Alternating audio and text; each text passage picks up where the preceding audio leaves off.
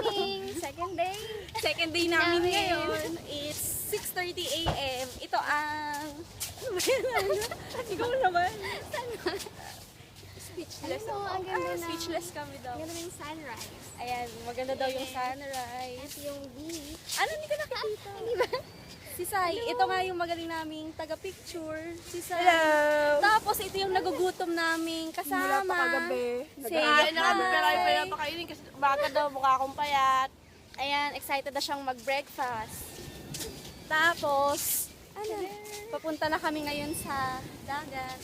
O, ito, doon ng dagat. Doon, di ba? Ang ganda ng dagat sa kabila. Here's the sea. Say hi! Hindi yung sand. Yung dagat ang yung dagat yung mag-hi. And we're going to the sand. And